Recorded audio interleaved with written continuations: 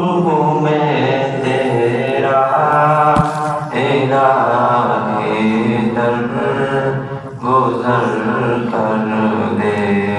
बिस्मिल्लाहिर्रहमानिर्रहीम। शुरू अल्लाह रब्बुल ज़ुल-जलाल के मुबारक नाम से, जो ईद में क़ुरबानी करने पर, हशर में कामयाबी देने पर, इज़्ज़त देने पर, अच्छाई और बुराई हालतों में क़ुव्वत देने पर और तमाम तर मखलूक़ात खुदा को रिज़्क़ व हयात देने पर क़ादिर है, और इससे बढ़कर बहुत ज़्यादा मेहरबान व निहायत रहम करने वाला है। आज आपकी खिदमत में हाजिर होकर एक नबी वजीफ़ा बताने वाला हूँ। आपकी राय मेरे लिए काबिल फ़ख्र होगी कि आपको इस ऑफिशियल इस्लामिक चैनल से कितना फ़ायदा मिलता है। कमेंट में ज़रूर बताइएगा ताकि आपकी पहचान हो सके। मुहतरम नाज़रीन, बहन भाइयों, ईद उल अज़हा की खुशियाँ मुबारक हो और अल्लाह ताला आपको और तमाम बहन भाइयों को ज़िंदगी भर इसी तरह के मौक़ा बार बार पाने का तौफ़ीक़ अता फरमाई और लंबी ज़िंदगी बशमूल सेहतमंद रहने को इनायत फरमाइए। नमाज़ फ़जर के 2 सुन्नतों के बाद ये वजीफ़ा पढ़ा करो अगर चाहते हो कि रिज़्क़ में बरकत हो जाए, माल दौलत नसीब हो जाए, औलाद कामयाब हो जाए, तनख्वाहों में बरकत नसीब हो जाए, लाइलाज अमराज से महफूज रहे, कमाई में बरकत व वसात हो, अल्लाह रब्बुल जलाल वल इकराम राज़ी हो, घरों में सुकून व इत्मीनान हो, भाईचारे की फ़िज़ा कायम हो, हर हाजत पूरी होगी, हर दुआ कबूल होंगी। लिहाजा ये तस्बीहात बाद नमाज फ़जर पढ़ने का मामूल बना ले या कुरान मजीद की एक सूरत पढ़ना ज़रूरी समझ ले ताकि ये 10 बातों को पाने में दुश्वारी पेश न आए। कुरान मजीद अल्लाह ताला की आखिरी किताब है। यकीनन ये एक सूरत कुरान मजीद की इंतहाई पावरफुल है। एक बुजुर्ग फरमाते हैं कि मेरे ऊपर 300 रुपये का कर्ज था और बेवजह मुफलिसी को कोई सूरत अदा समझ में न आती थी। इत्तेफाकन एक दिन मैंने किसी आलिम के दरस में ये सुना कि जो शख्स खाना खाने से पहले और बाद में सुन्नत समझकर हाथ धो लिया करते तो इसका ये फायदा होगा कि चंद दिनों में इसका कर्ज अदा हो जाएगा। चुनांचे मैंने अमल शुरू किया। अभी चंद रोज किया था कि अल्लाह के फज़ल व इनायत से मेरे ज़िम्मे एक कूड़ी भी किसी के बाकी ना रही और मैं अल्हम्दुलिल्लाह एक सुन्नत नबवी पर अमल की बरकत से बारदैन कर्ज के बोझ सबकदोश हो गया। बर्तन में हाथ धोना भी एक अमल समझ ले। शरीर जी में हाथ धोना दुरुस्त है। जिस बर्तन में काया हो इसमें हाथ धोना भी अदबी है। यकीनन खाने की इब्तिदा में बिस्मिल्लाह पढ़ने से कौन से फ़वाइद मिल सकते हैं।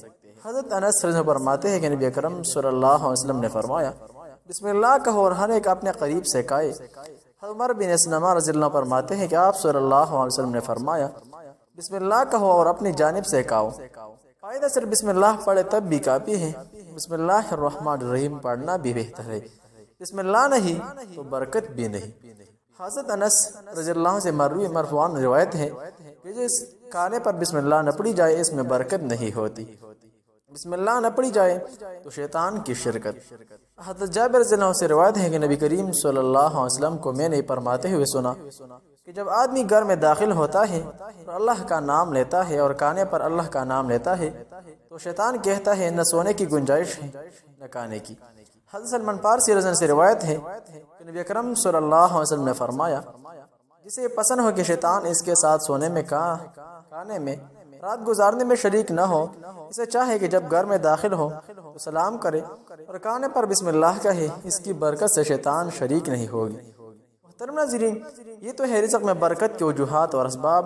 अब जाते हैं उस वजीफ़ा की तरफ। मुहतरम नाज़रीन, बहन भाइयों, वजीफ़ा वीडियो के आखिरी हिस्से में बताएंगे, लेकिन सबसे पहले दिल दहलाने वाली मशहूर शख्सियत का वाक़या नोट फरमा ले। ये वाक़या मुझे एक बुज़ुर्ग ने सुनाया था जो मेरे दिल पर ऐसा नक्श हुआ कि फिर उम्र भर भूल नहीं पाया, बल्कि इस वाक़े से होने वाली नसीहत ने ज़िंदगी भर मेरी रहनुमाई भी की। ये उस वक्त की बात है जब मैं ग़िला मंडी पाकपतन में मेहनत मजदूरी करता था।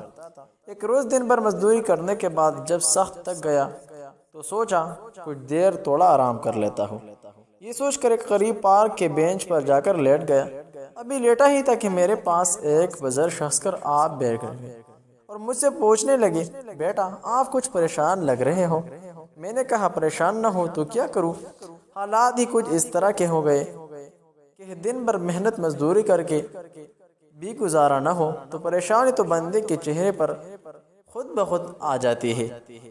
جواباً بزر شخص بولے بیٹا روٹی کے لیے پریشان نہ ہوا کرے، رزق دینے والے ذات اللہ تعالیٰ کی ہے، آپ بس محنت اور ایمانداری سے اپنا کام کیا کرو، کام میں برکت اللہ تعالیٰ خود ڈالے گا، اور فان وقت نماز ادا کیا کرو، اللہ تعالیٰ بہت بہتر رزق دینے والا ہے۔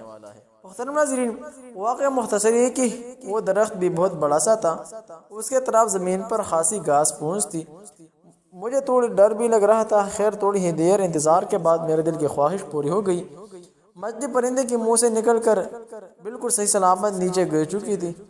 میں تیزی سے مچھلی کے اٹھانے دوڑا تو کیا دیکھتا ہوں کہ درخت کے نیچے ایک بہت بڑا بلا بیٹھا تھا۔ وہ ایک بہت ہی صحت مند خوب موٹا تازہ بلا تھا، مگر اچانک میری نظریں اس کے پیروں کی طرف گئی۔ حیرت انگیز طور پر اس کی چاروں ٹانگیں غائب تھی، پرندے کی چونچ سے مچھلی عین اس کی طرف گری تھی، اور اب وہ بڑے انہماک سے اسے کھانے مصروف تھا۔ جب میں نے اوپر درخت کی سمت دیکھا تو پرندہ غائب تھا۔ تب بھی میرے قادر مطلق کے اس وعدے کا دل سے قائل ہو گیا کہ بے شک وہی بہتر رزق دینے والا ہے، کس کو کب کہاں سے کیسے اور کتنا رزق دینا ہے وہی جانتا ہے۔ اگر وہ ایک اپاہج بلے کو اتنا شاندار اور اتنا پروا رزق دے رہا ہے تو بل اشرف المخلوقات کو اپنے رزق کے لیے اس قدر بے حال ہونے کی کیا ضرورت ہے۔ وہ بزرگ تو مجھے واقع سنا کر ایک نصیحت کر کے چلے گئے، لیکن وہ دن ہے اور آج کا دن پھر میں کبھی رزق کے لیے پریشان نہیں ہوا۔ اس دن میں نے خود سے تہیہ کر لیا تھا کہ اب کبھی رزق کے پیچھے نہیں بھاگوں گا، ہاں رازق کی دل و جان سے عبادت ضرور کروں گا، اور الحمدللہ آج میرے پاس اللہ تعالیٰ کا دیا ہوا سب کچھ ہے۔ محترم ناظرین، اگر آپ لوگ دیکھ رہے ہیں کہ بے شک اللہ تعالیٰ بہتر رزق دینے والا ہے اور سب کو دینے والا ہے۔ معاذ بن جبل سے روایت ہے کہ رسول اللہ صلی اللہ علیہ وسلم نے فرمایا، اے معاذ قسم اللہ کی میں تم سے محبت کرتا ہوں۔ پھر فرمایا، اے معاذ میں تمہیں نصیحت کرتا ہوں، ہر نماز کے بعد یہ دعا پڑھنا کبھی نہ چھوڑنا، اللہم انی علی ذکرک و شکرک و حسن عبادتک۔ ترجمہ ہے، اللہ اپنے ذکر شکر اپنے بہتر عبادت کے سلسلے میں میری مدد فرما، ہر نماز کے بعد یہ تسبیح ایک بار ضرور پڑھا کرو۔ محترم ناظرین، قرآن مجید کی وہ صورت جس کی سب سے رزق میں برکت نصیب ہو جاتی ہے، رزق میں برکت کے لیے سورہ واقعہ کا پڑھنا زیادہ مفید ہے۔ حدیث میں ہے کہ جو شخص ہر رات سورہ واقعہ پڑھے اس پر کبھی فقر و فاقہ نہیں ہوگا۔ نیز جب بھی گھر میں داخل ہو تو سلام کے بعد کسی سے بات کرنے سے پہلے سورہ اخلاص پڑھا کرے، مفید و مجرب ہے۔ رزق اور مال و دولت میں برکت کے لیے یا اللہ سے 780 بار جمعہ لکھ لیجئے، اسے دکان یا مکان میں رکھنے سے رزق بڑھتا ہے اور مال و دولت میں برکت ہوتی ہے، ہر حاجت پوری ہوگی انشاءاللہ۔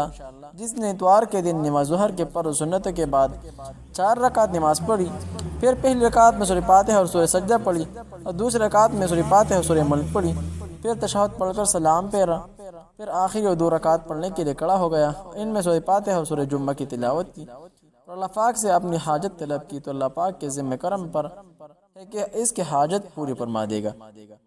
محترم ناظرین بھائیو، خلاصہ تحقیق یہ ہے کہ ہر فرض نماز کے بعد یہ نبوی تسبیحات ایک بار ضرور پڑھا کرو۔